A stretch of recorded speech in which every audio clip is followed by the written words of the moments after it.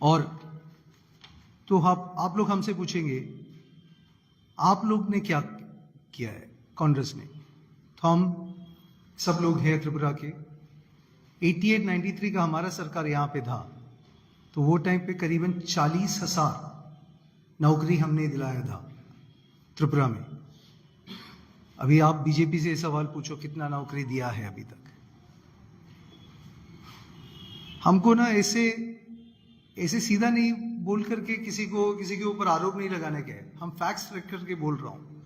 हमने हमारा सरकार थे यहाँ पे, वो टाइम पे 40,000 रोजगार दिया था। आपने कितना दिया है? देश भर देखो, एम्प्लॉयड ग्रेजुएट्स के बीच में 33% अनएम्प्लॉयमेंट है। तो इसकी वजह से क्या होता है?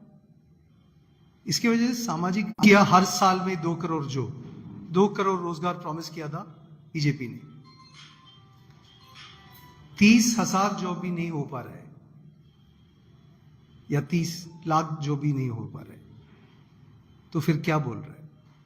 तो हम आपके सामने ये रख रहा हूं कि क्योंकि कांग्रेस के अलावा और कोई पार्टी नहीं है ये मुद्दा बीजेपी के सामने लेकर के आपके लिए आवाज लेकर के लड़ने के लिए, तो कांग्रेस ही कर रहा हूं। इसीलिए हम आपके सामने लेके आ रहा हूं। 10 काल अन्याय काल में बेरोजगारी सबसे बड़ा अन्याय है। और आप सबको मालूम है जीएसटी क्या है? जीएसटी हमारे आम आदमी को समझने के लिए सिंपली बोलेगा तो जो हम खरीदता है हम उसके ऊपर टैक्स देता है। तो यहाँ पे सबसे हम सोचेगा ये अमीर वाला सबसे वाला खरीदने वाला लोग है, गरीब लोग तो ऐसे ही खरीदता है और मिडिल क्लास भी ऐसे ही खरीदता है, लेकिन अमीर तो खरीदता है। लेकिन आप स्टैटिस्टिक देखेगा तो 50% के ऊपर जीएसटी टैक्स भर रहे हैं गरीब से गरीब लोग, और 40% दे रहे हैं मिडिल क्लास लोग। अमीर लोग सिर्फ 3% के ऊपर दे रहा है। क्यों? उसको जीएसटी का रीसेटलमेंट मिलता है। तो जीएसटी किसके खिलाफ है? आम जनता के खिलाफ है। और ये बीजेपी, आपको मालूम है 2012 में दिल्ली में क्या क्या नाटक किया।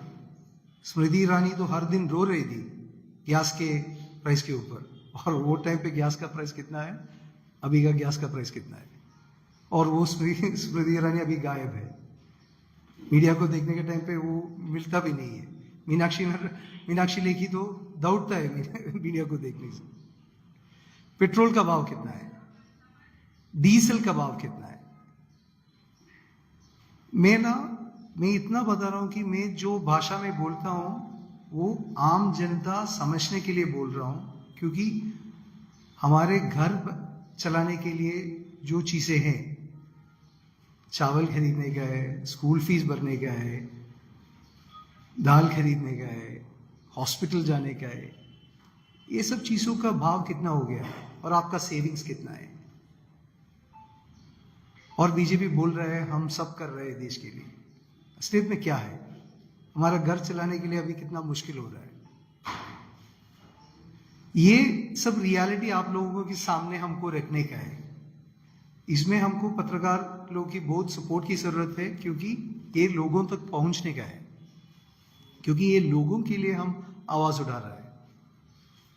अगर लोगों के लिए कांग्रेस पार्टी आवाज नहीं उठाएगा तो कौन उठाएगा? हमने तो पहले ही बोला था इलेक्ट्रल बॉन्ड्स के ऊपर, हमने तो बोला था ये इलेक्ट्रल बॉन्ड्स सबसे खतरनाक चीज है। ये लोगों को डरा के पैसा ब्लैकमेल से लेके आता है, और जो सरकार में है सिर्फ उसके लिए फायदा है। अभी सुप्रीम कोर्ट ने क्या बोला? 2 दिन पहले सुप्रीम कोर्ट ने बोला है ये जनता के लिए आवाज ले रहा है, और हमने जो बोला है वो सुप्रीम कोर्ट ने मान लिया है, क्योंकि ये चोरी कर रहा है, ये लोगों को ब्लैकमेल कर रहा है, ये लोगों को सीबीआई, ईडी, एसएफआईओ सब एजेंसीज को चला के बता रहे कि हमको पैसा दो या हमारे पार्टी में आ जाओ, वरना तो आप सब लोगों को हम जेल में डालेंगे। ये कैसे राजनीति? किसान लोग मरा भी था उसमें। उस टाइम पे ये सरकार ने गलत प्रॉमिस की थी लोगों को। लोगों ने बताया हमने तो कानून बदलेंगे, कुछ कानून नहीं बदला। अभी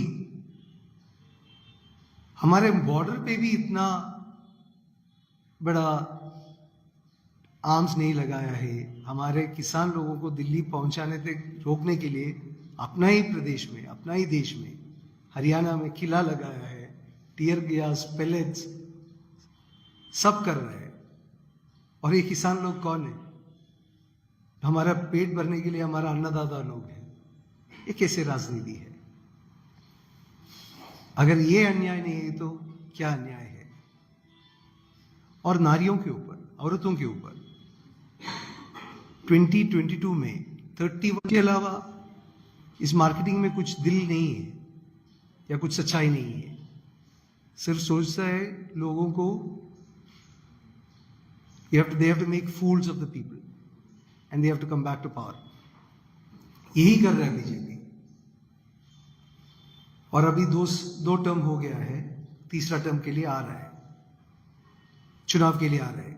अगर इस टाइम पे हम ये सच करके जनता के सामने लेकर के उसको समझाने की कोशिश नहीं करेंगे तो वापस हम लोगों को और भी देखना पड़ेगा इन लोगों का अन्याय के ऊपर अन्याय। और ये क्या करना चाहता है? सब जगह पे जहां पे ऑपोजिशन रूल पे है वहां के सब चीफ मिनिस्टर्स को ईडी, सीबीआई, हमारा कोएलिशन बोलता है जो बीजेपी का कोएलिशन पार्टनर है, सीबीआई, एनफोर्समेंट डायरेक्टरेट और सब एजेंसीज। ये ब्लैकमेल नहीं है तो क्या है? अगर एक डॉन के पास भी इतना पावर मिलेगा तो वो भी ये करता है ना, उसको यही करने के लिए आता है, वो भी अभी बीजेपी कर रहा है।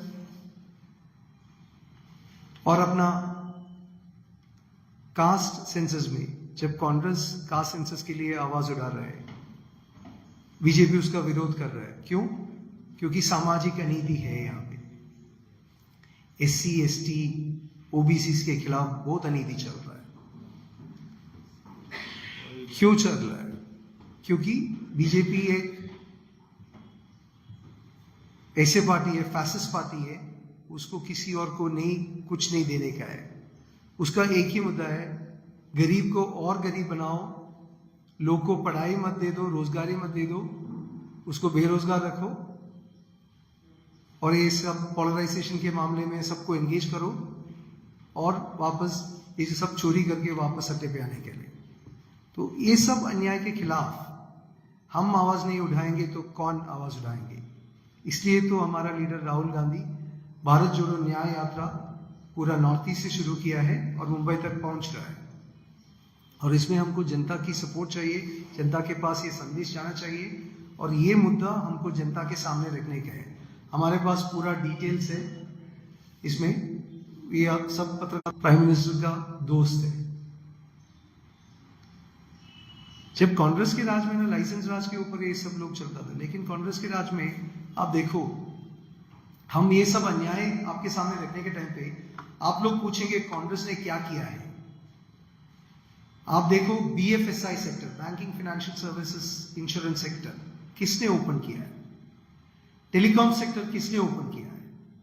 ITS सेक्टर किसने ओपन किया है? ये सब सेक्टर्स हमने ओपन किया है। और इंडिया का सबसे बड़ा रोजगार देने वाला सेक्टर्स अभी कौन कौन है? यही है। टेलीकॉम सेक्टर के ऊपर हमारे ऊपर बहुत आरोप लगाया था, सुप्रीम कोर्ट ने हमको वो सब आरोप से हमको मुक्त किया था। और अभी चल रहा है इंटरनेट इकोनॉमी इंडिया का। बहुत कॉन्फिडेंस से आपके सामने बैठ करके बता रहा हूं कि हमने तो किया है, देश के लिए करके दिखाया है और झूठ नहीं बोला है। और बहुत ज्यादा रोजगारी, बहुत ज्यादा बिलियनर्स को निकाल दिया है, लेकिन गरीब को गरीब नहीं बनाया है। हमने सोशलिज्म का पकड़ के गरीब को ताकत दिया है, MGNREGA से ताकत दिया है, MSME को ताकत दिया है, SMEs को ताकत दिया है। अभी हर एक चीज में हम बीजेपी को चैलेंज कर रहा हूं, हमको आकर के फैक्ट्स में बोलो, ये मार्केटिंग में मत बोलो, फैक्ट्स में बोलो। आपने एमएसएमई के लिए क्या किया है, आपने एमजीएनआरईजीए के लिए क्या किया है, आपने विमेन एम्पावरमेंट में लिए क्या किया है। सब अन्याय कर रहा है, सिर्फ अमीर को अमीर बन रहा है, उसके लिए पूरा पॉलिसीज बना रहा है। हमारा जवानों को गलवान वाली में सैक्रिफाइस किया, हमारा 25 पोस्ट आउट ऑफ 65 चाइना ने ऑक्यूपाई किया, फिर भी हमारा प्राइम मिनिस्टर चीन के ऊपर एक भी शब्द नहीं निकला। क्यों? डर है। अगर देश के लिए लड़ने का तो ना देश के लिए हिम्मत से लड़ने का है, डर के नहीं और झूठ बोल के नहीं। इसीलिए हम बता रहा हूं कि ये देश को बीजेपी अन्याय दे रहा है, 10 साल से अन्याय दे रहा है, और ये अन्याय के खिलाफ हम न्याय का शब्द आगे लेकर के आ रहा है।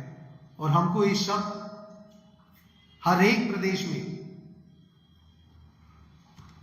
लास्ट आदमी तक पहुंचने का है, और इसके लिए हमको पत्रकार जन की सपोर्ट चाहिए। और ये सब बता करके मैं आप गोपाल जी को दे रहा हूं। थैंक यू, धन्यवाद।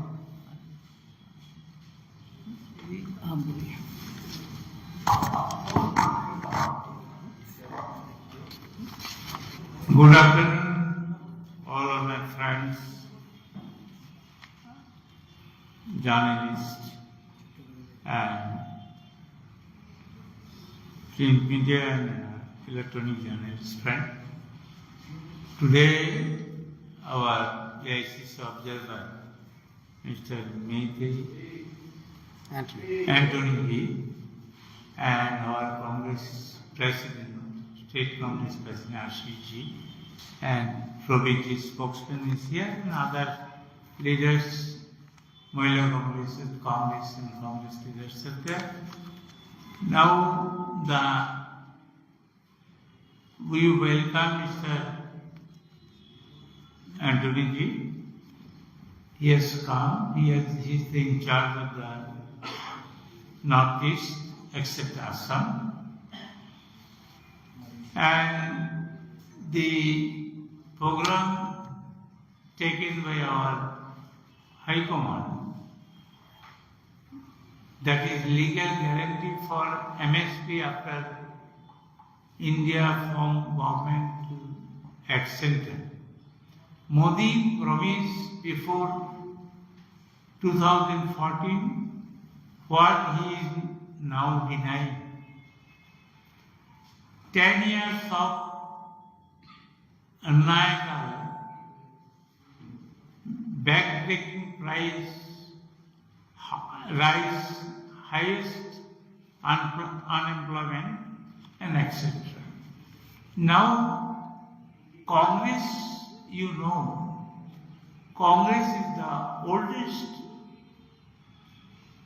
party, Democratic Party in the world, not in India.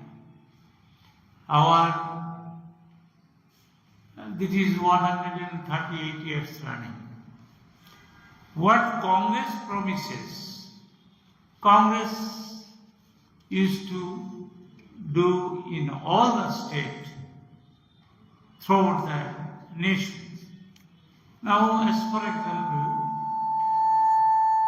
what in my memory, in UPA region, Congress formed the Sasad Commission for the minorities and Mandal Commission for the backward communities. Now our Rahul Ji, he raised his voice for censors who are the Dalit and backward communities. They should get their dues according to the budget. Now, unfortunately, last 10 years, when Modi ji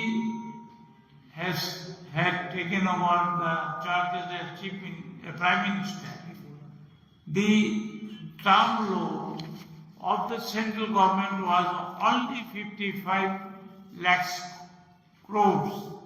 Now it comes to 185 crores, 185 lakhs crores.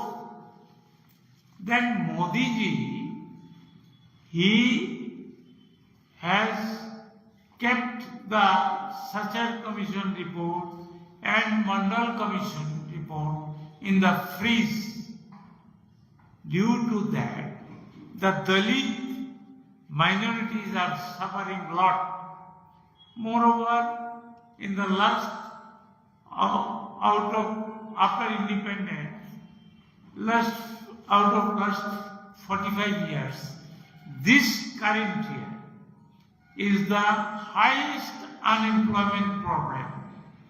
13. So far my knowledge goes, 13.4% is the highest. High price rise and inhuman treatment he did the farmers. The law he has passed in the parliament, which is detrimental to the interest of the farmers.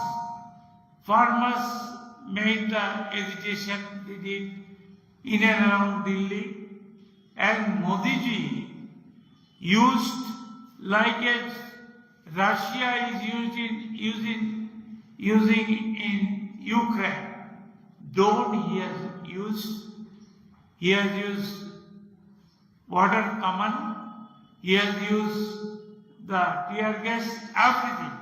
As a result, the farmers died within 2 years.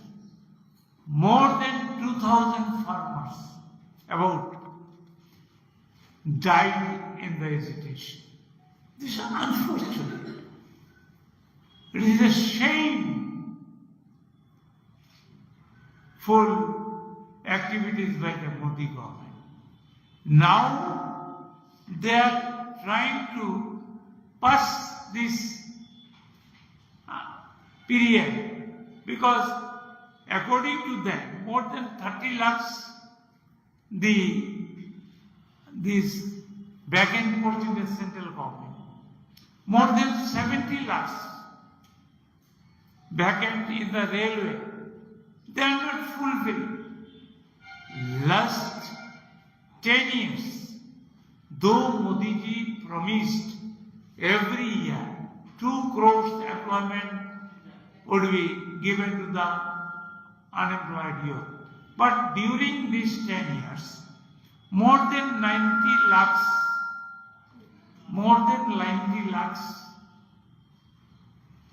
job holder, they lost their jobs. Unfortunately, Modi government now in Chandigarh, in and around Chandigarh, the farmers movement is going on, and he has stopped this petrol pump, all these things. Why? So that the farmer cannot fill the petrol and diesel, and they should not move. This is the inhuman treatment he is doing. Now, especially Mr. Modi and in general the BJP government, they are suffering from panic, afraid of Rahul ji. His Bharat Jodo Yatra from west to north and east to Bharat Jodo Naya Yatra from east to west. It became the panic on the heart of the Modi in particular, and all the governments and the worker of the BJP. You see, you are also facing the problem. When Modi ji has taken over the charges as Prime Minister, 2014, one cylinder was only 400 rupees. Now cylinder is, one gas cylinder is for 1200 rupees. Modi ji announced in his last election in 4 states that he will give Congress promises for 500 rupees cylinder, and Modi ji countered it and he told 450 rupees. They have got this Chhattisgarh, Madhya Pradesh and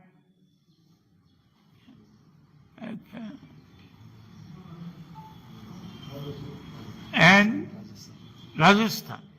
But whether he has implemented his promise? He is always telling Jumla, and false assurance is his habit. This is a disease, I am telling. From starting to end in his speech, all are Jumlas. Now, the AIC has taken the program, he has sent our Antony ji, he has already apprised you. Now our appeal to all the people, respected voters of Tripura in general, and also we are praying through you to the voters of India that Modi government should be changed, and the lawful government. You know, day before yesterday what Supreme Court told. All the prior to election, this bond, all the bond, electoral bond, should be checked, and the list should be submitted to the Election Commission, and it should be in the website of the Election Commission, and so that people can understand or know how much money, what corporate, Adani and Ambani, how much paid to BJP.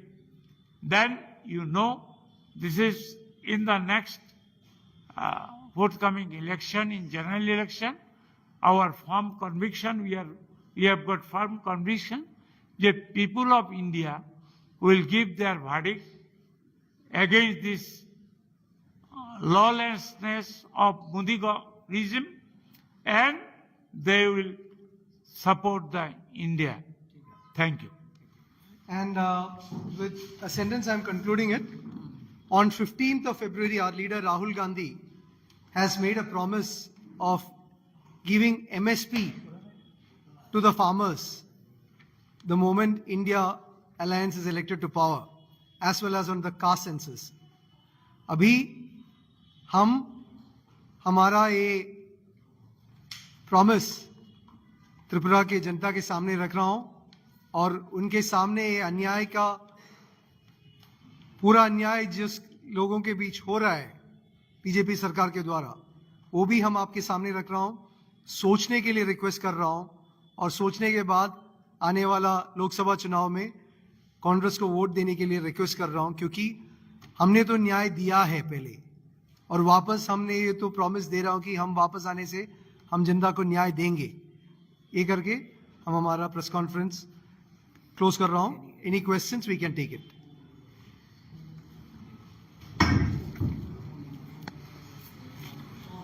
क्यों किसी question करना? National media, there are reports coming. Mr. Kamalnath is switching over. His son has already changed his bios. And Twitter and other. What is? We have been preparing on this press conference inside, so we have not been tracking about the national developments. As and when it develops, we will speak to you about it.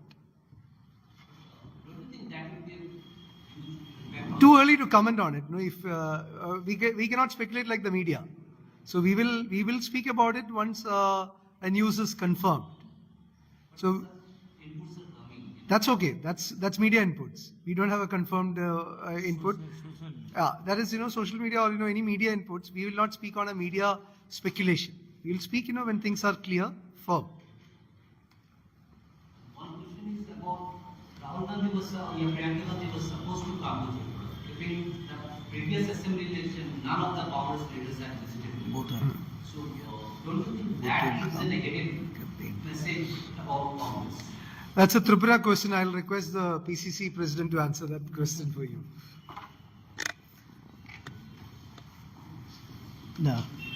Simply I say both will come, and that we arrange a big gathering for them. So it is assured from our side to you. Priyanka ji and Rahul ji both will come. Immediately, Any prior to election.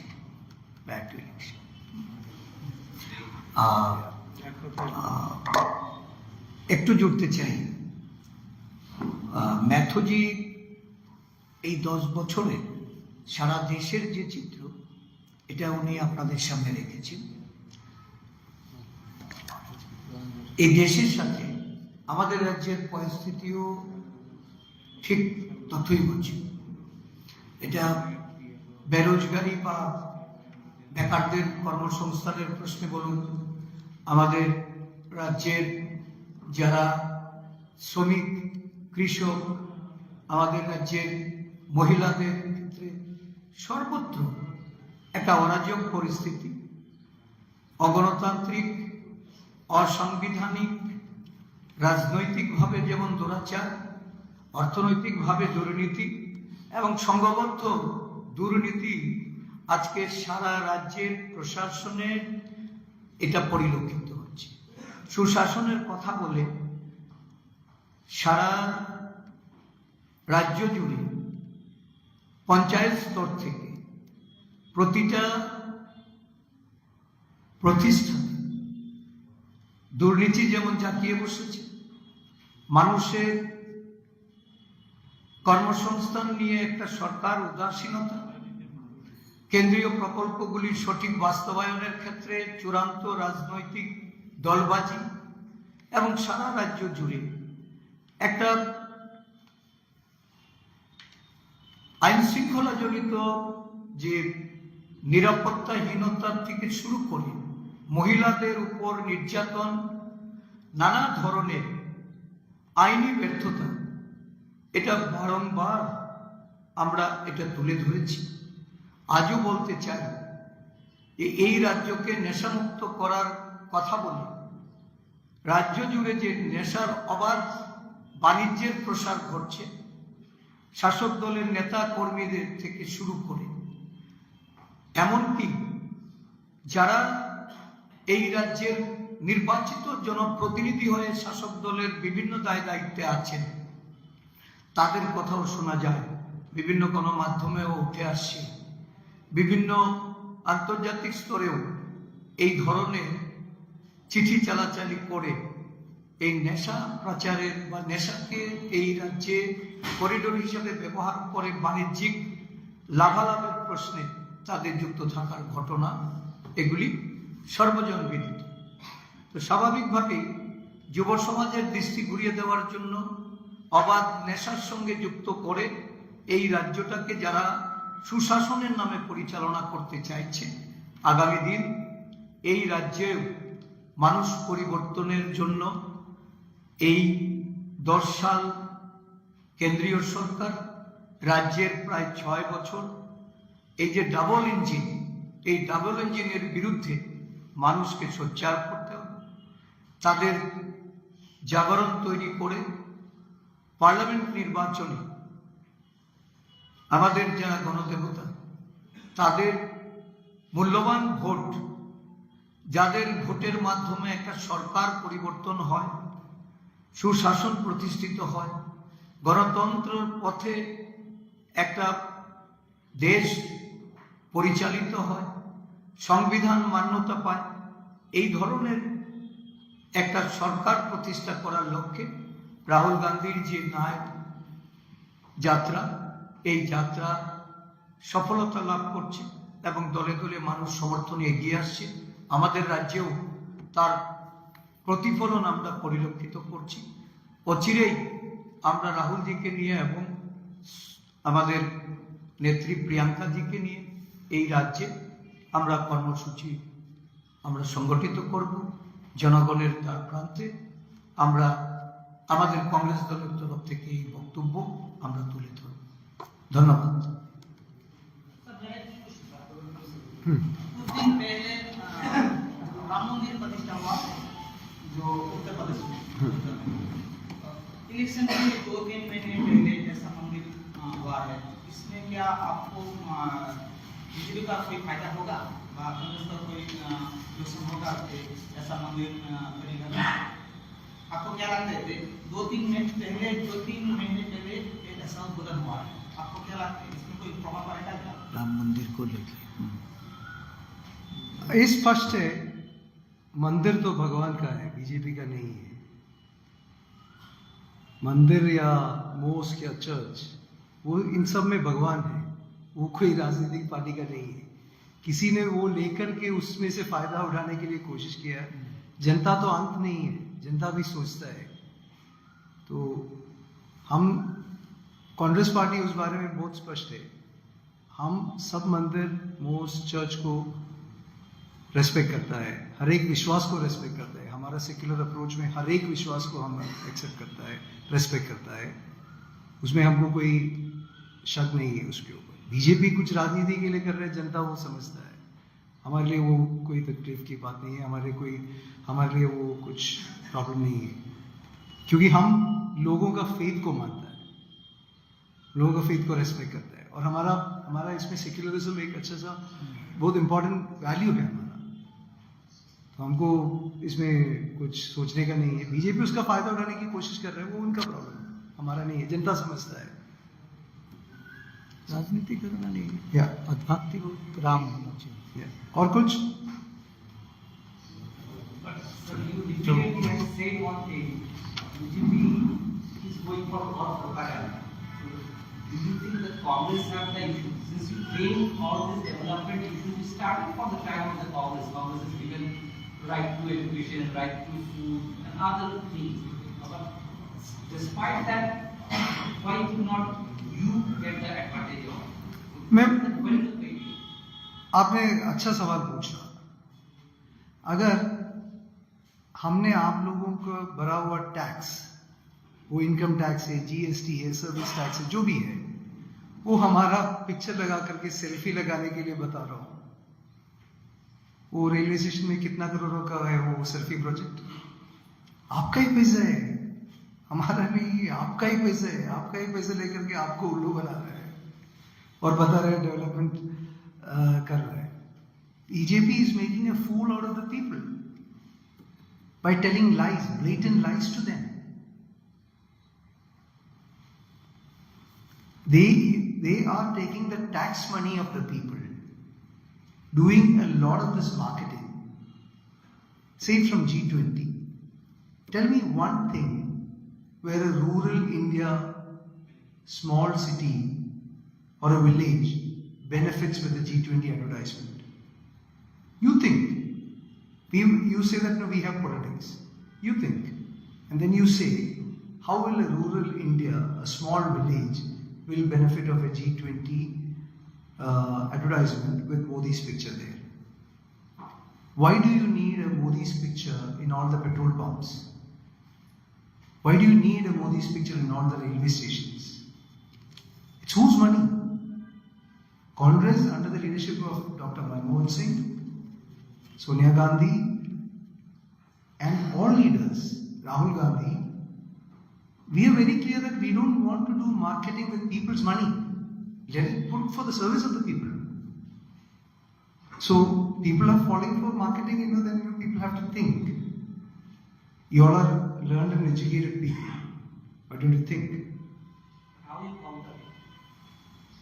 We are making the people think. That is why we are doing press conferences with Anyayakar. That is why we are trying to get the message to the people.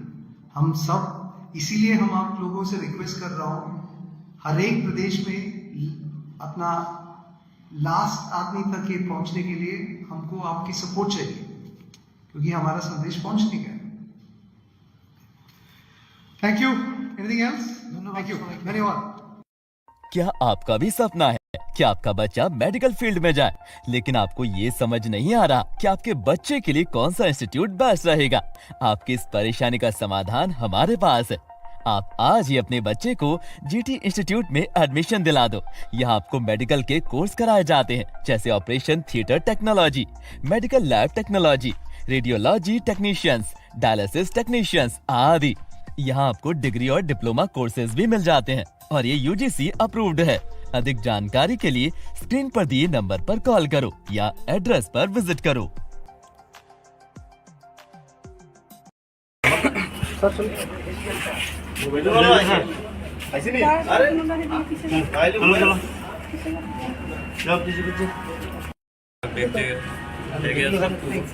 आया ताड़ाताड़ी फटाफट ready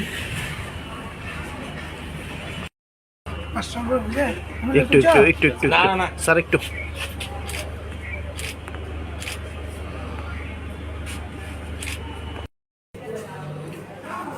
আচ্ছা, আজকে Kanchenjunga express সোয়ারটা Agartala থেকে ছাড়ার উদ্দেশ্যে শিয়ালদার উদ্দেশ্যে আমরা আগরতলা জিআরপি এবং আগরতলা আরপিএফ পোস্টের অফিসাররা আমাদের বড়বাবুর নেতৃত্বে আমরা ওইখানে আগরতলা স্টেশনের চেকিংয়ের সময় মহারাষ্ট্রের 3 জন লোককে আটক করেছি। তো 3 জনে তাদের নাম হচ্ছে সুদেব ওয়াংমোর, কৃষ্ণা ওয়াংমোর এবং সীমা সিন্ডে। তাদের মধ্যে আমরা তাদের সন্দেহজনকভাবে আমরা যখন তাদেরকে চেক করলাম তখন তাদের কাছে আমরা 9,56,000 টাকা পেয়েছি, ক্যাশ ইন্ডিয়ান রুপিস। তো এই টাকাগুলো আমরা সিজ করেছি, আমরা তাদেরকেও আটক করেছি। আর পরবর্তীতে আমরা তাদেরকে মোটামুটি আমাদের আইনি যে ফর্মালিটি আছে সেগুলো করে আমরা ইনকাম ট্যাক্সের হাতে তাদেরকে সুপোর্ট করি। আজকে কি তাদেরকে আবার কোর্টে তোলা হবে না আপনারা? না, আমরা ইনকাম ট্যাক্সের হাতে দিয়ে দেবো। আর এমনিতে আমরা একটা ইনকোয়ারিও শুরু করেছি। কোথায় যাওয়ার জন্য তারা মানে ওরা বিশেষত 3 দিন আগে বলেছে এখানে ওই বাড়িটি নিয়ে মহারাষ্ট্র থেকে আগরতলা এসেছে। আর আজ কাঞ্চনজঙ্ঘা হয়ে কাঞ্চনজঙ্ঘা শিয়ালদা পর্যন্ত যাচ্ছে। শিয়ালদা থেকে তারপরে ওরা দিল্লি মহারাষ্ট্রের উদ্দেশ্যে বাড়ি যেতে হবে। এখন পর্যন্ত এতটুকুই পাওয়া। আর যদি বিশেষ করে ইনফরমেশন আমরা পাই তাহলে আপনাদেরকে পরে আবার জানিয়ে দেবো। এলাকাতে ক্লাবের আন্ডার নিতে আইছিলেন? হ্যাঁ, কি নিতে আইছেন? আমরা আয়ুষ্মান কার্ড নিতে আসলাম। কি বলা হয়েছিল আপনাদের? বলা হয়েছিল যে 250 টাকা করে বলে লাগবো, এটাই আমরা জানি। আপনারা কি টাকা দিচ্ছে? না, আমরা 4 টাকা দিছিলাম। আমরা কার্ডই পাইছি না। আমরা লাইনে আসলাম, আমরা লাইনে আসলাম, সাডেনলি বলছে সার্ভার ডাউন।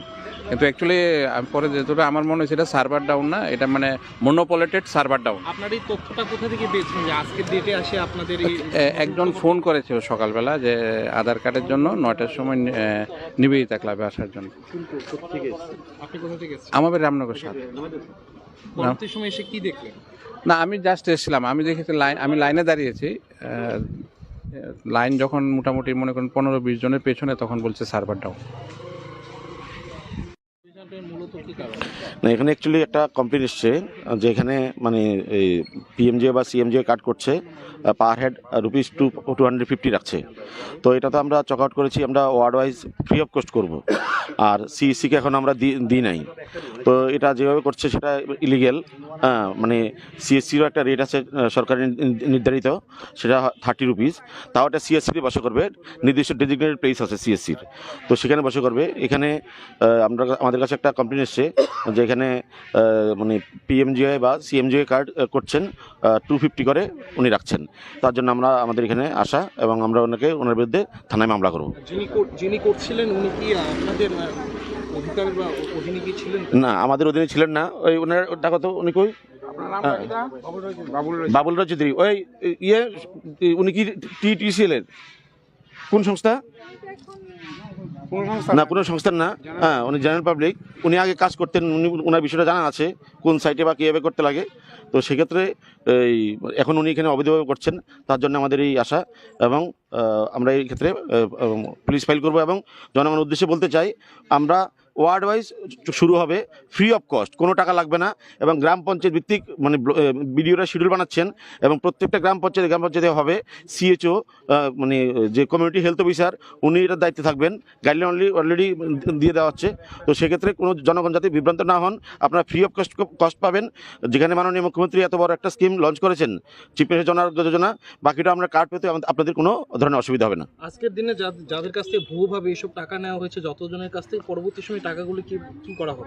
আমরা এখানে একজন ক্লাব কর্তৃপক্ষ পেয়েছি, ওনাকে বলেছি টাকাগুলি যাতে প্রত্যেকটা বেনিফিশিয়ারিকে ডেকে ফেরত দিয়ে দেওয়া হয় এবং এখানে 1 টাকা যাতে ওনাদের থেকে না রাখা হয়, সম্পূর্ণ ফ্রি অফ কস্ট বিনামূল্যে এই কার্ড দেওয়া হবে। উক্ত ব্যক্তিকে যাকে আপনারা আটক করলেন তাকে কি ব্যবস্থা নিচ্ছেন? তার বিরুদ্ধে আমরা থানায় এফআইআর করছি। একজন পুলিশ এসেছেন, ওনাকে আমরা পুলিশের হাতে তুলে দিচ্ছি। এবং একাই ছিলেন না আরো ছিল সাথে?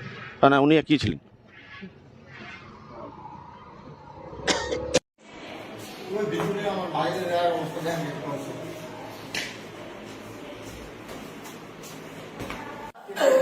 তোরা কি আমরা শেষ করে দিলি আবার দুলাইলাম। জানি না ভাই, আমার কাছে তেমন কোনো তথ্য নেই। আমি আজকে এখন রাত্র বাজে 8:30। আমি এই মাত্র এসেছি। আমার কাছে যতটা, আমি থানাতে বেরিয়ে গেছি 7টা অবধি, কোনো কমপ্লেন আসেনি। এখন শুনেছি আমার ইয়েতে এই মাত্র একটা কমপ্লেন কেউ কিছু একটা দিয়ে গেছে, এবং তাও অতিরঞ্জিত করে একটা কমপ্লেন দিয়েছে। শুনেছি বিভিন্ন জায়গা থেকে, মানে কিছু এক্সট্রা লোক এটাকে মানে এক্সাইট করার জন্য বিয়ে করছে। অ্যাকচুয়ালি যে ঘটনাটা ঘটেছে, এটা একটা মীমাংসা সভা ছিল। ওই এলাকার প্রধান এবং এলাকার অনেক মানুষজন সহ একটা মানে জায়গা নিয়ে, খাস জায়গা নিয়ে ঝগড়া। এবং যে লোকটা এখন অ্যাডমিট আছে, ওই লোকটাই প্রথম ঝগড়া শুরু করেছে ওরাই। তো হাওয়েভার এরপরে যখন করেছে, গিয়ে ছেড়ে একটা বই লাগতে লাগতে 2 পরিবারের, এবং বিবাদটা 2টা পরিবারের, 2টা পরিবারের ওইখানে প্রধান সবাই মিলে এটাকে মিটিগেট করার চেষ্টা করছিল, কিন্তু ওরা বলছে স্যার 7 জনের নামে অভিযোগ করেছে। আর দ্বিতীয় কথা হচ্ছে স্যার, ওই যে পেশেন্টটা যাকে মারধর করেছে, ওর যে মানে পেশেন্টের যে অবস্থা, এটা খুবই ক্রিটিক্যাল। তো ওই বিষয়ে স্যার এখন মানে পুলিশের ভূমিকাটা স্যার কি? না, আমি তো এই জন্য বলছি, আমরা তো হসপিটাল, আমরা যখন এসেছিল তখনই হসপিটাল পাঠিয়েছিলাম, গিয়ে দেখেছি ওরা ইয়েতে গেছে। প্রাথমিকভাবে স্যার 12টা স্টিচ দিতে হয়েছে ওর মাথায়। জানি না, আমার কাছে এমন তথ্য নেই। ঠিক আছে। তাছাড়া আপনাদের তরফ থেকে কি স্যার এটা ব্যাপারটা মানে মামলা বা এই তো এখন শুনলাম দিয়েছে, যদি দিয়ে থাকে আমি দেখবো এটার মানে যতটুকু যে ঘটনা আছে, ঘটনার উপরে যতটুকু হয় ততটুকু ঠিক আছে মামলা না হবে। আমার জামাই রে আমরা যা মারছে, মারার পরে আমরা হনো তারার বিচার পাইছি না, তারারও হনো ধরছে না পুলিশে, তারার এখনো ধরা নিতে করছে না, গ্রেপ্তার করছে না। আমরা এই বিচারটা আমরা চাই। আজকে কেন থানাতে আইছেন? আমরা কালকা আমার দেওয়ারে 2বার করে আইয়াসিরাকে এসএমএস লিখে গেছে, দৌড়াদৌড়ির মধ্যে আমরা এটা পারছি না। ঠিক আছে, আমার দেওয়ারে আইসে 2বার করে এটা কেস লিখে গেছে, আমি কালকা আসছিলাম না। তো এখন আমার দেওয়ারে আমার লইয়া এখন আমরা আবার আইসি, এখন আমরা আসামি তারা এখনো গ্রেপ্তার হইছে না। মামলার গ্রহণ করছিনি থানা? হ্যাঁ করছে। আচ্ছা। আর তারা লইছে, ও মামলাও লইছে। এখন আমি তারার আসামির গ্রেপ্তার আমি চাই।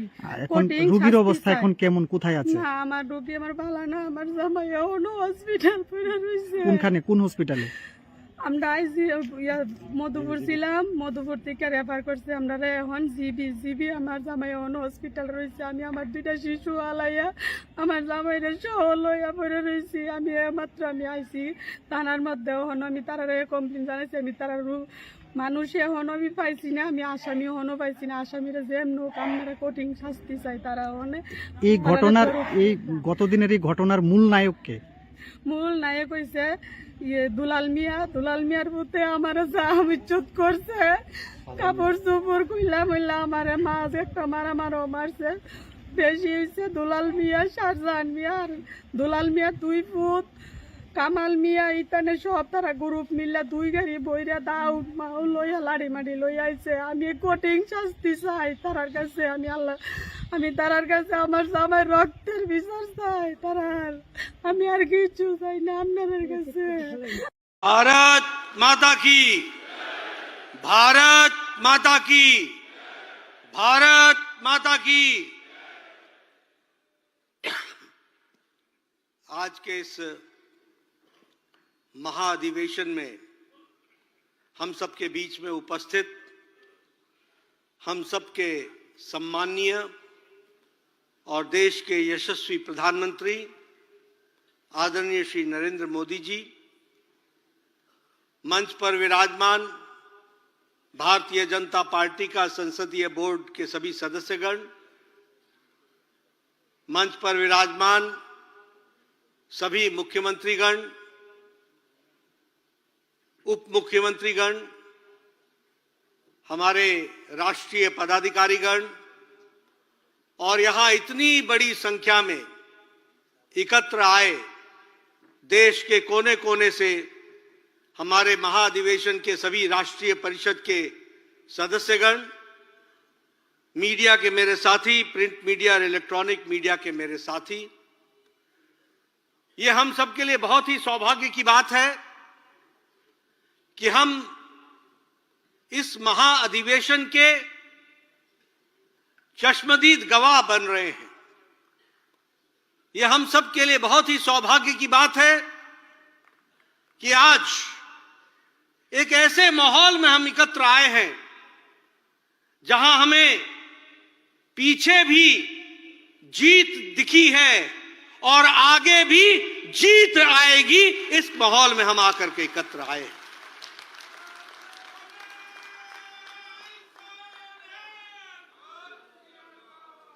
आज हम सबके बीच में हमारे नेता, यशस्वी प्रधानमंत्री, जिन्होंने देश को, पार्टी को, समाज को, सभी को नेतृत्व प्रदान करके राजनीति में एक नया आयाम स्थापित किया है।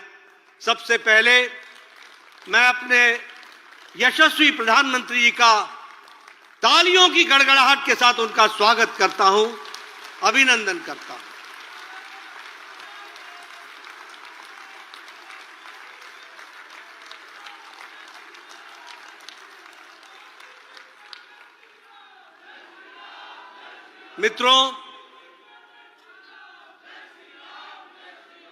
मित्रों, मैं बारंबार बोलता हूं, आप सब लोग भी राजनीति में विभिन्न जिम्मेवारियों पर काम करते रहे हैं और आज भी आप कर रहे हैं। एक जिम्मेवारी अपने आप में ही कितना अधिक होती है और उसको सही तरीके से निभाना कितना कठिन होता है, लेकिन देश के प्रधान सेवक, प्रधान प्रशासक, जिनको देश के प्रशासन के कामों में व्यस्तता पूर्णतः रहती है, हर तरीके से रहती है, उसके बावजूद भी पार्टी उनकी प्राथमिकता है और पार्टी के लिए वो हमेशा खड़े रहे। यह हम सबके लिए बहुत ही सौभाग्य की बात है कि जिनकी प्रायोरिटी में पार्टी कैसे आगे बढ़ेगी, कैसे आगे पार्टी चलेगी, किस तरीके से हम कैसे पार्टी को आगे बढ़ा सकते हैं, कण जिसको हम कहते हैं सेकंड हर पल इस बात की चिंता करने का काम मैंने प्रधानमंत्री मोदी जी को देखा है। और ऐसे प्रधानमंत्री जी हमारे बीच में हैं जिनका हमको मार्गदर्शन मिलेगा। मैं पुनः उनका हार्दिक अभिनंदन और स्वागत करता हूं। मित्रों, मैं इस महाअधिवेशन में आप सब लोगों का भी तहे दिल से हार्दिक अभिनंदन करता हूं, स्वागत करता हूं। मैं आपका अभिनंदन इसलिए भी करता हूं, मैं आपका लोगों का अभिनंदन इसलिए भी करता हूं कि आप लोगों को कई बार मुझ पर गुस्सा भी आता होगा, कई बार मेरे टेलीफोन आपको तंग भी करते होंगे, कई बार मेरे वीडियो कॉन्फ्रेंसेस आपको नए काम के लिए प्रेरित करने का भी काम करते हो, लेकिन आप सब लोगों ने जमीनी स्तर पर जिस तरीके से संगठन को खड़ा करने का काम किया है, मैं फिर से आपका हार्दिक अभिनंदन करता हूं, स्वागत करता हूं।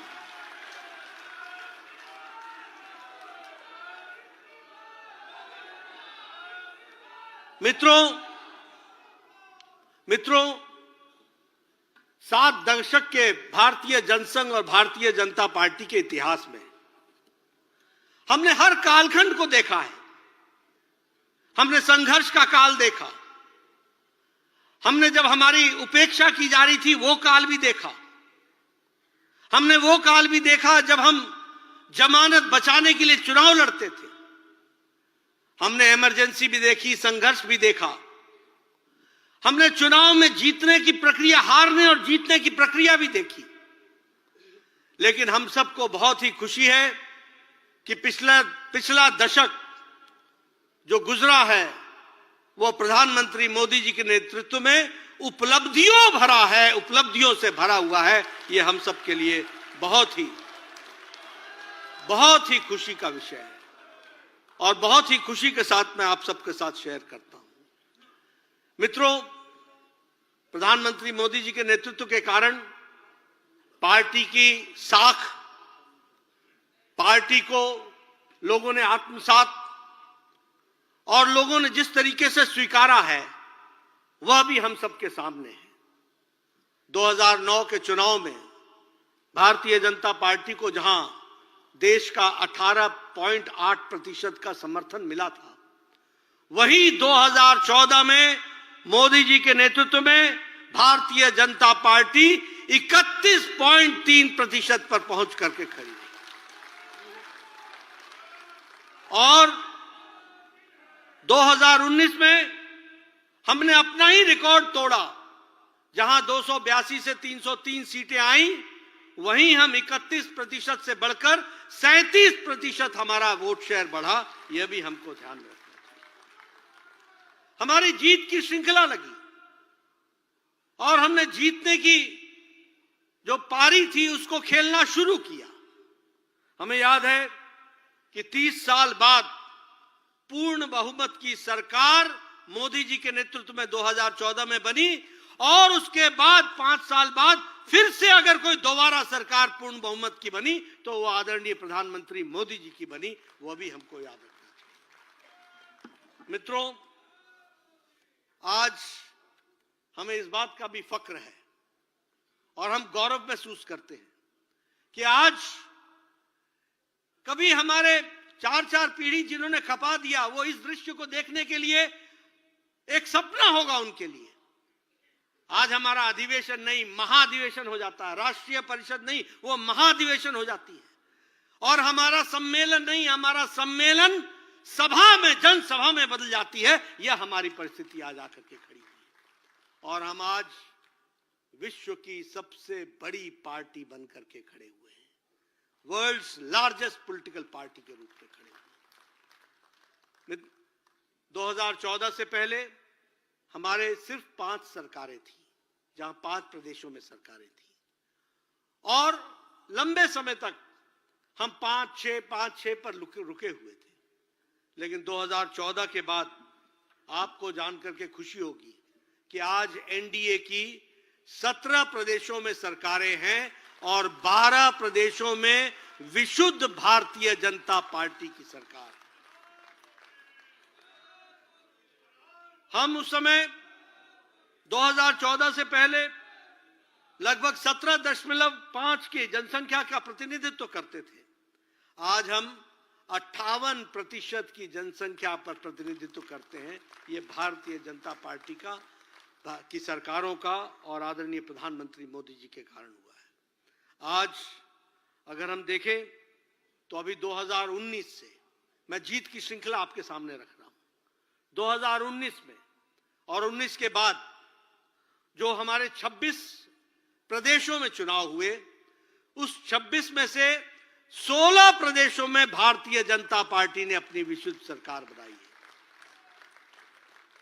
16 चुनाव हम जीते, 16 चुनाव हम जीते। और अगर हम बाई इलेक्शन की बात करें तो विधानसभा में लगभग 100 इलेक्शन, 100, एक सेंचुरी बाई इलेक्शन हमने इन पिछले 5 वर्षों में जीता है। और उसी तरीके से 8 लोकसभा के चुनाव हुए हैं बाई इलेक्शन, उस 8 में भी 6 लोकसभा भारतीय जनता पार्टी ने जीती है। यह हमारा रिकॉर्ड है। हमारे जो लोकल बॉडी के इलेक्शंस होते हैं उसमें हमने 9,836 सीट्स हमने जीती हैं और आपको जानकर खुशी होगी कि 186 स्थानों पर हमने म्युनिसिपल कॉरपोरेशन में अपने आप की जीत हासिल कराई है और अपने मेयर बनाए हैं। इसको भी हमको ध्यान में रखना चाहिए।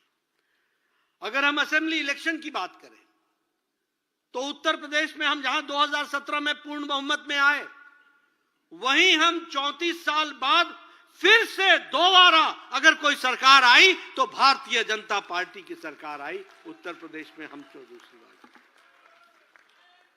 मैं जब जीत की बात करता हूं तो आपको लगेगा कि जीत की बात कर रहे हैं, मैं इसमें वेस्ट बंगाल भी जोड़ना चाहता हूं। मित्रों, हमारी वोट परसेंटेज वेस्ट बंगाल में 10% थी, हमारी सीट की संख्या 3 थी विधानसभा में।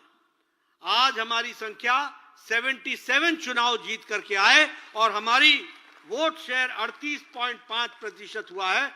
वह दिन दूर नहीं है, अगली बारी के लिए तैयार हो जाइए, वह बारी हमारी है, यह भी हमको ध्यान में रखना चाहिए।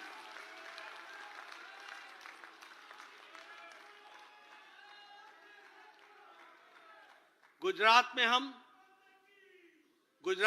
1997 से लगातार सरकार बना रहे हैं। यह छोटी जीत नहीं है। लगातार इतने सालों से सरकार बनाना, सरकार में रहना, और वहां एंटी इनकम्बेंसी नहीं प्रो इनकम्बेंसी होती है, प्रो इनकम्बेंसी का वोट पड़ता है, यह भी हमको ध्यान में रखना चाहिए। आज हरियाणा में 2014 के बाद हमने पहली बार सरकार बनाई। मुझे याद है जब मैं हरियाणा के चुनाव के प्रचार में जाता था, हम बोलते थे सरकार बनाएंगे, तो 2014 के पहले लोग हमारा उपहास करते थे, कहते थे तो साहब आप पूरी सरकार बनाएंगे। सोचते थे कि संभव नहीं है, लेकिन 2014 के बाद हमारी सरकार बनी और फिर से 2019 में दोबारा हमारी सरकार बनी। यह हरियाणा में हुआ है। असम में हम कभी कल्पना नहीं कर सकते थे कि हमारी सरकार बनेगी, कभी कल्पना नहीं कर सकते थे। पूर्व का इलाका सोचते थे यहां 20 सीटें आ जाएंगी। मैं चुनाव, मुझे याद है 2014 का भी चुनाव, 2012 का भी चुनाव याद है, 2011 में भी हमको याद है असम में हमारी क्या स्थिति थी। लेकिन 2014 के बाद असम में चुनाव हुआ और हमने भारतीय जनता पार्टी की सरकार बनाई और दोबारा सरकार बनाई, रिपीट की है, यह भी हमको ध्यान में रखना चाहिए। बिहार में हमने एनडीए में सबसे ज्यादा सीट जीत करके आए और हमारी अभी सरकार वहां है। उत्तराखंड की चर्चा करना चाहूंगा। पहाड़ी प्रदेश में बोलते थे अदला बदली, एक बार तुम्हारी एक बार हमारी, लेकिन उत्तराखंड में भी हम सरकार में आए और दोबारा सरकार में आए, डबल समय पहुंचे, वो भी हमारी स्थिति रही। मणिपुर हम कभी सोच नहीं सकते थे कि हमारी सरकार बनेगी, हमने वहां सरकार भी बनाई और फुल मेजॉरिटी से दोबारा सरकार बनाई है, यह भी हमको समझ में आना चाहिए। और इसीलिए कांग्रेस के पेट में पीड़ा होना स्वाभाविक है। जिन्होंने लंबे समय तक यहां पर राज किया था, आज वो वहां पर कमल खिल रहा है। अगर मैं मेघालय त्रिपुरा की बात करूं तो कभी सोचा नहीं था कि त्रिपुरा में सरकार आएगी, लेकिन त्रिपुरा में सरकार आई और वो जो पलटने की बारी थी वो पलट दी उन्होंने, और पलटने के बाद कांग्रेस और कम्युनिस्ट दोनों मिलकर के हमारे खिलाफ लड़े, तब भी त्रिपुरा में भारतीय जनता पार्टी की सरकार आई और वहां हमको सरकार बनी। मेघालय में हमने सरकार बनाई एनडीए की, नागालैंड में हमने फिर से हम आए, वहां हमने अपनी सरकार बनाई। तो इसलिए सरकारों का सिलसिला हमारा चलता रहा। लेकिन सबसे आनंद आप सबको तब आया होगा जब अभी 3 प्रदेशों के चुनाव हुए, राजस्थान, मध्य प्रदेश, छत्तीसगढ़, और यहां भी भारतीय जनता पार्टी और कमल के निशान ने। यह सब संभव हुआ है, यह सब संभव हुआ है क्योंकि लोगों ने प्रधानमंत्री मोदी जी पर विश्वास किया है। यह सब संभव हुआ है क्योंकि लोगों ने मोदी जी की गारंटी को गारंटी पक्की होने की गारंटी माना है, इसलिए संभव हुआ है। और उन्होंने प्रधानमंत्री मोदी जी के कार्यक्रमों को और कार्यक्रम के साथ साथ उनके किए गए कार्यों को मुहर लगाई है, वो भी हम सब लोगों ने देखा है। मैं यहां पर यह भी कहना चाहता हूं कि जो संकल्प प्रधानमंत्री मोदी जी ने लिए, वो सारे संकल्प पूरा करने का काम वो पूरी बखूबी आदरणीय प्रधानमंत्री जी ने किया।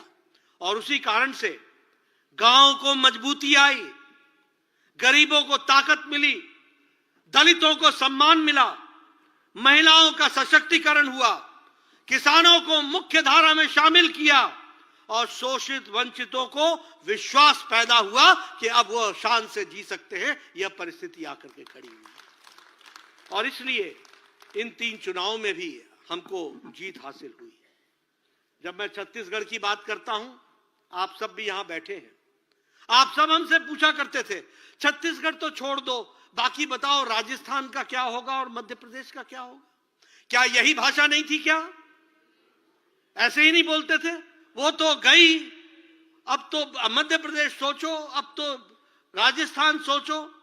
मैं आपके सामने बताना चाहता हूं कि छत्तीसगढ़ की जो जीत हुई है, हमने वहां पहले 3 सरकारें बनाई हैं, 3 सरकारें चलाई हैं, लेकिन 3 सरकारों में भी जो जीत हमको मिली, उससे कहीं ज्यादा जीत इस बार हमको मिली है। 90 में से 54 सीटें पहली बार भारतीय जनता पार्टी जीत करके आई है, 54 सीट्स आउट ऑफ 90। और हमारा वोट प्रतिशत वो 33% से बढ़कर 46% हो गया, 13% हमारा वोट प्रतिशत बढ़ा है। ये छत्तीसगढ़ की कहानी मैं आपको सुनाना चाहता हूं। और मैं चाहूंगा हमारे सभी लोग जो राजनीतिक दृष्टि से जानना चाहते हैं, वो इसको स्टडी करें, किस तरीके से प्रधानमंत्री जी ने जो रणनीति बनाई है, अमित शाह जी ने जो रणनीति बनाई और जो हमारे सभी लोगों ने उसको क्रियान्वित किया, उसके कारण आज छत्तीसगढ़ जहां हार की बात करते थे, वहां जीत में, और वह भी अकल्पनीय जीत तक हम पहुंच पाए, वो भी हमने देखा है। मध्य प्रदेश में लोगों ने साफ कह दिया था, एमपी के मन में मोदी है, मोदी के मन में एमपी है। ये छू गया था, ये लोगों को रास आया, लोगों ने विश्वास किया कि मोदी के मन में एमपी है और एमपी के मन में मोदी है। लोगों ने इस पर जोड़ाव दिया और वहां भी हम रिकॉर्ड मार्जिन से 2/3 मेजॉरिटी से 230 में से हम 163 सीटें जीत करके आए और वहां भी हम लोगों ने शानदार जीत हासिल की है। और हमारा वोट शेयर 41% से बढ़कर के 48% हो गया। राजस्थान में हमें कहते थे 50-50 आएगा नहीं आएगा, 50-50, वहां भी हमने सरकार बनाई और वहां भी हमने 3% की वोट वृद्धि की और वहां भी हमारी सरकार बनी है। लोग तेलंगाना के बारे में चर्चा करते हैं, मैं अपने साथियों से बोलना चाहता हूं, कई बार हार में भी जीत होती है और हमने ये जीत हासिल की है। तेलंगाना की अगर मैं बात करूं, एक विधानसभा विधायक था हमारा और हमारा वोट शेयर वहां पर 7.1% था। आज हमारा वोट शेयर 14% हो गया, डबल हो गया। 8 विधायक हमारे चीन करके आए हैं। अगली बार हम किसी तरीके से छोड़ने वाले नहीं हैं, वहां भी हमारी सरकार बनेगी, इस तैयारी से हम लगे हैं। मित्रों, ये सब काम जो इतनी बड़ी जीत हासिल हुई, प्रधानमंत्री मोदी जी के नेतृत्व पर जनता ने विश्वास किया और आप सभी कार्यकर्ताओं ने धरती पर जो अथक मेहनत की और उसको वोट में ट्रांसफर करने में जो आप लोगों ने काम किया, आप सब लोगों को बहुत बहुत बधाई और आप सब लोगों को भी साधुवाद जिन्होंने इस काम को आगे बढ़ाया है। पार्टी ने एक लंबी वैचारिक यात्रा भी पूरी की है और जब मैं वैचारिक यात्रा की बात बोलता हूं तो अकेली भारतीय जनता पार्टी है जिसने जो सन 51 में कहा वो 2023 और 24 में भी उसी बात पर अड़ी रही। कोई पार्टी नहीं है जिसका वैचारिक अधिष्ठान टिका हुआ रहा हो, कोई राजनीतिक दल नहीं है। अगर वो दल है तो भारतीय जनता पार्टी है। हम लोग जिनकी यात्रा एकात्म मानववाद से सरलीकरण करते हुए और उसको कार्य रूप देते हुए अंत्योदय तक पहुंची, और अंत्योदय को कार्य रूप देने के लिए हमारे प्रधानमंत्री जी ने उसी को आगे बढ़ाया। सबका साथ, सबका विकास, सबका विश्वास, सबका प्रयास, इस बात को आगे बढ़ाने का काम किया। और इसी को फिर से जब लोग भारत की जनता को छोटे छोटे जातियों में बांटने के प्रयास में लगे, जब वो वोट बैंक की राजनीति को आगे बढ़ाने के लिए लगे, जब वो सरकार में सबका भागीदारी लेकर के बनने का प्रयास करते हैं और उसके बाद वो सरकार किसी जाति विशेष की हो जाती है, और उसके बाद वो सरकार किसी विशेष वर्ग की हो जाती है, इसको अगर किसी ने इस संस्कृति को बदला और इसको चैलेंज किया तो वो हमारे प्रधानमंत्री मोदी जी ने किया। और आज ज्ञान के माध्यम से जी फॉर गरीब, वाई फॉर युवा, ए फॉर अन्नदाता और एन फॉर नारी शक्ति। अगर गरीब की चिंता हो गई, अगर युवा की चिंता हो गई, अगर अन्नदाता की चिंता हो गई, अगर महिलाओं की नारी शक्ति की चिंता हो गई, तो देश की और समाज की चिंता हो जाती है। इस बात को आगे रखा है। और इसीलिए जब हम इस बात को कहते हैं तो हम आपके सामने गौरव के साथ कह सकते हैं, आज ये नारे नहीं हैं। प्रधानमंत्री गरीब कल्याण अन्न योजना, 80 करोड़ की जनता को अन्न की व्यवस्था करना, और उसके कारण 25 करोड़ की जनसंख्या गरीबी की रेखा से ऊपर उठ जाती है और नए अरमान और नए पंख के साथ आसमान की तरफ बढ़ती है, तो यह भी हम सबको देखने वाली बात है। और जब हम बात करते हैं प्रधानमंत्री आवास योजना, 4 करोड़ 10 लाख मकान बन गए, पक्के घर, जिन्होंने कभी सपने में नहीं सोचा था वो घर बन करके तैयार हो गए।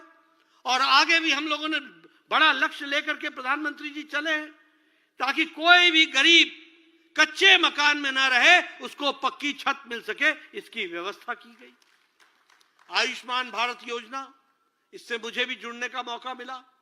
9 महीने के अंदर इतनी बड़ी योजना, 55 करोड़ लोगों को 5 लाख रुपए का सालाना गंभीर बीमारियों से लड़ने के लिए उसकी व्यवस्था करना, यह काम किसी ने किया है तो वो आदरणीय प्रधानमंत्री मोदी जी ने किया आयुष्मान भारत के तहत। और आपको जानकर यह भी खुशी होगी, ये world's largest health coverage programme है। ये दुनिया का सबसे बड़ा हेल्थ कवरेज का प्रोग्राम है। यह भी हमको ध्यान में रखना चाहिए। स्वच्छ भारत में 11 करोड़ से ज्यादा इज्जत घर बने। बहुत से लोग हमारे उत्तर प्रदेश से आए हैं, बिहार से आए हैं, बहुत से लोग पूर्व से आए हैं। उन्होंने देखा है अपने जीवन में, हमारी बहनें, हमारी माताएं पानी का लोटा लेकर के सड़कों पर किस तरीके से वो अपने दैनिक नित्य क्रम के लिए उनको किस तरीके का अमानवीय स्थिति देखनी पड़ती थी। आज 11-12 करोड़ लोगों को इज्जत घर देकर प्रधानमंत्री जी ने महिलाओं का सशक्तिकरण भी किया और महिलाओं को डिग्निटी के साथ जीने का अधिकार दिया। यह भी हम सबको मालूम है।